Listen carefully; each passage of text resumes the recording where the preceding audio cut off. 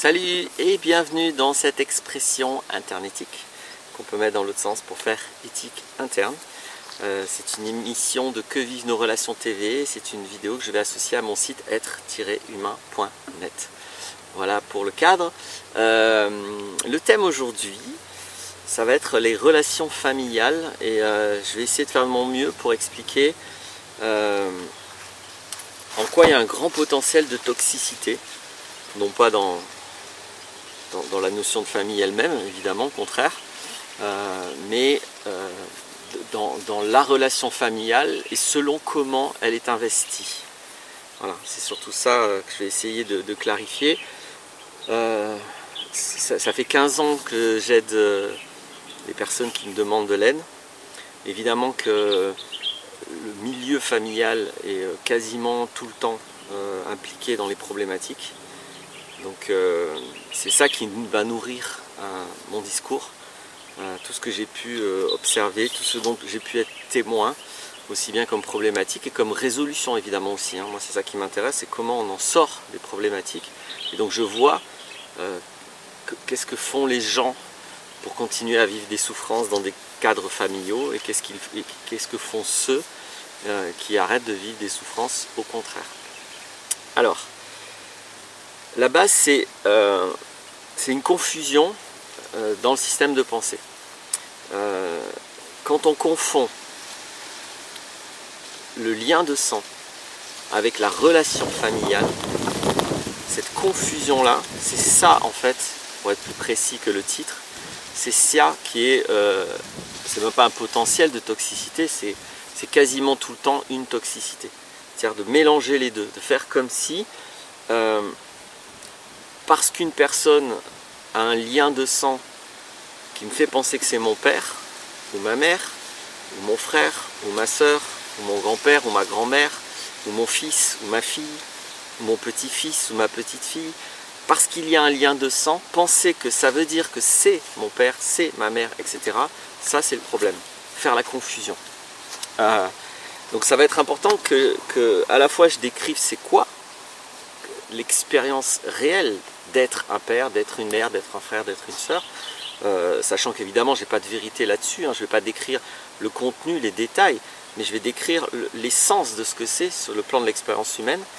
Et donc quand on est dans le déni, dans la trahison, dans la destruction intégrale de cette essence, évidemment c'est l'horreur.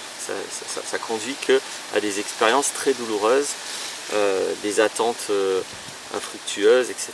Bref.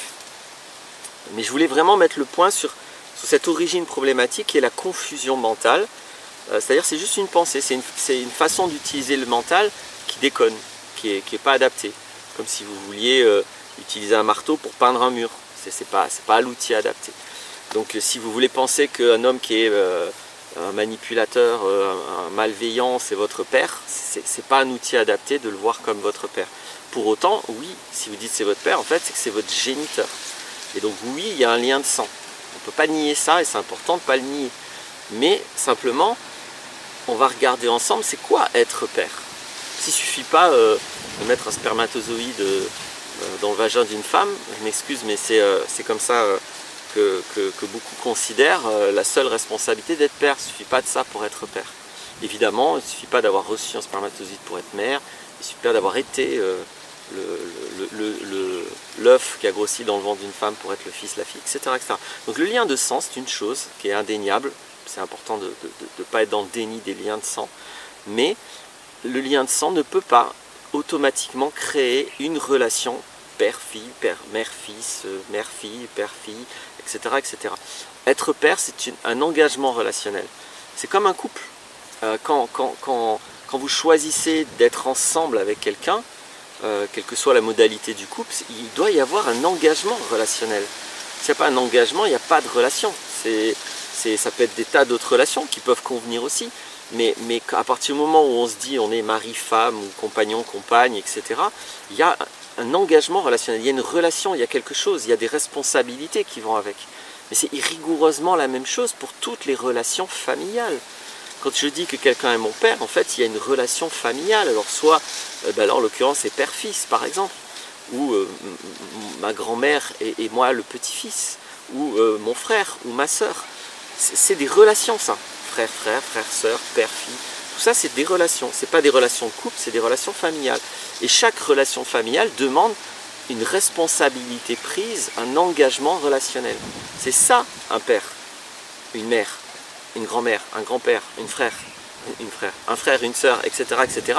Tous les mots familiaux, c'est normalement un engagement relationnel, c'est une responsabilité. Si je ne prends pas la responsabilité d'un père, je ne suis pas un père. Il y a des cultures où c'est évident, ceci dit ça. Il y a des cultures où on ne va pas considérer quelqu'un comme un père si il ne s'est pas comporté comme un père. Par contre, un homme qui s'est comporté comme un père, même si ce n'est pas le géniteur, on va le considérer comme un père. Même dans notre culture, c'est quelque chose qui est accepté à partir du moment où il y a adoption. Donc on le sait très bien que le père n'est pas forcément le géniteur dans ces cas-là. Mais il n'y a pas de raison, la personne abandonnée n'est pas un être humain différent des autres. Alors là tout de suite j'imagine, parce que j'ai l'habitude, il va y avoir des arguments, oui mais quand même, ok, ils ont leur père ou leurs parents ne sont pas leurs géniteurs, mais il y a des soucis, blablabla. À la fin de la vidéo, je vais répondre sur ce point, parce que ce n'est pas l'essence de la vidéo, donc ça je le mettrai à la fin. Mais en tout cas, moi ce que je veux exprimer c'est ça, c'est faites attention à comment vous considérez les personnes. Vous ne considérerez pas un compagnon, quelqu'un qui ne se comporte pas comme un compagnon. On ne peut pas considérer comme un père, une mère, un frère, une soeur, une fille, un fils. Je parle des adultes, hein, je ne parle pas des enfants. Quelqu'un qui ne se comporte pas comme... Après, voyez ce qui est un père pour vous. Hein. Là aussi, je n'ai pas de vérité à dire. Mais en tout cas, c'est une responsabilité. Rarement, les gens vont considérer qu'un père, c'est quelqu'un qui maltraite, qui frappe, qui décide de tout, de votre vie à votre place, etc. etc. Donc, voyez ce qui est pour vous un père. Voyez c'est quoi pour vous la responsabilité, parce qu'on a tous des idées différentes là-dessus. Et c'est ça qui va faire que vous avez effectivement, c'est-à-dire que vous avez une relation avec effectivement un père, une mère. Mais ce n'est pas juste les liens de sang. Les liens de sang ne créent pas automatiquement, magiquement, des relations qui méritent d'être appelées des relations familiales. Le cas extrême de ça, il peut arriver que dans notre famille, on se retrouve avec des manipulateurs. J'ai fait des tas de séries sur les manipulateurs. J'ai bien exprimé, par exemple, que quelqu'un qui est tout le temps dans la manipulation, c'est quelqu'un avec qui la relation n'est pas possible. Il n'y a pas de relation. Les manipulateurs sont des gens qui sont terrorisés par la relation. Ils sont intérieurement et en général inconsciemment trop dévalorisés pour prendre le risque de la relation. Donc pour eux, il n'y a jamais de relation. Tout est juste une prise de pouvoir de l'autre. Et parfois même, comme dans la perversion narcissique ou dans la psychopathie, parfois pour vraiment détruire et nuire à l'autre. Donc là-dedans, il n'y a pas de relation possible. Donc par exemple, on ne peut même pas être ami avec un manipulateur. Même l'amitié, même la relation amitié n'est pas possible. Alors encore moins une relation familiale. Une relation familiale n'est pas possible avec quelqu'un qui est manipulateur. Parce qu'il n'y a pas de relation. Il faut rendre enfin il faut, je m'excuse, je m'emporte un peu. L'a priori quand je parle, l'implicite quand je parle, c'est si vous voulez des relations familiales heureuses, alors il faut, en tout cas je vous invite, mais vraiment il n'y a pas d'alternative pour moi, c'est pour ça que je l'exprime comme ça, pour des relations, même juste des relations, même pas forcément très heureuses, mais au moins respectueuses, qui ne sont pas toxiques, il faut absolument qu'il y ait cet engagement relationnel, et il faut qu'il n'y ait pas de mensonge, de manipulation, etc. Parce que tout ça crée la non-relation. Donc c'est évident que les relations familiales, non seulement ça ne doit pas contenir ça, mais au contraire, c'est supposé être les relations les plus valeureuses, les plus nobles, les plus aimantes, les plus soutenantes, les plus respectueuses, etc. etc. Et c'est tant mieux que ce soit notre conception des choses. Dans notre conception de la famille, c'est comme ça que la famille doit être. Donc vous n'avez pas de famille si vous n'avez pas autour de vous des gens comme ça. Il n'y a rien d'automatique, c'est pas magique. Ça c'est très important, parce que pourtant c'est assez facile à voir, hein, que c'est pas magique. Encore une fois, il ne suffit pas d'un lien de sang pour que, ça y est, vous ayez une relation où vous êtes aimé, soutenu, compris, entendu, respecté. Pourtant c'est ça la relation familiale. Donc ne soyez pas dans le déni de ce qu'est la relation familiale dans notre conception. Ne trahissez pas les valeurs de la famille, les valeurs des conceptions familiales, en autorisant que des personnes s'approprient le rôle, mais par imposture, juste parce qu'il y a un lien de sang. Ça ne marche pas comme ça. Donc c'est très très important de simplement, c'est pas très compliqué non plus, faire la différence entre un lien de sang et une relation. Le lien de sang est une chose, c'est biologique, ça demande très peu de responsabilité. La relation, c'est totalement autre chose, c'est du quotidien, ça implique des interactions, des échanges, c'est un engagement relationnel, c'est une responsabilité.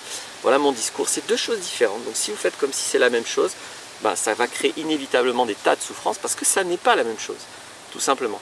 C'est comme si vous confondez un cerisier avec la cerise, vous confondez l'arbre et le fruit. Si vous attaquez le tronc pour avoir le goût de la cerise, ça ne va pas le faire, parce que vous confondez.